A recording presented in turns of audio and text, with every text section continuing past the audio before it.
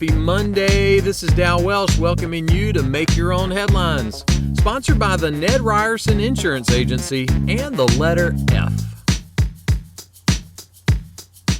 So what's the weather going to be like today? I don't know. I rarely check the weather. But I know a guy that only checks the weather one day a year.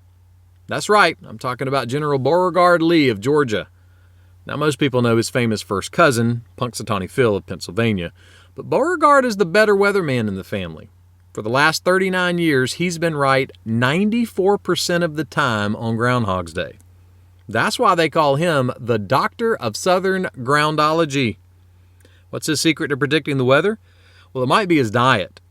Hash browns from Waffle House and Indian Springs water. That sounds like a well-grounded meal. Beauregard resides at the Dosset Trails Nature Center in Jackson, Georgia. To see his prediction, be sure to visit DossetTrails.com.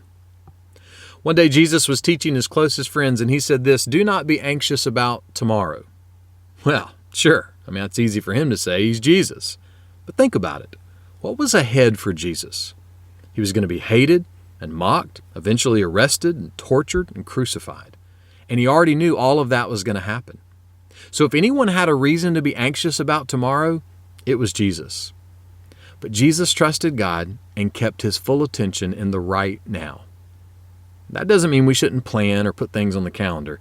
It just means we need to work at not being anxious about those things we plan and put on the calendar. Now, I'll confess, that's not easy for me. But if Jesus loved me and gave himself up for me, then I have every reason to follow his lead and trust in God and do all I can to make the next 5 minutes count. And then the next 5 minutes. And then the next 5, all the way until I get to Waffle House and order those hash browns. Trust in God, and let's do what we can to steer clear of being anxious. Make that one of your headlines today.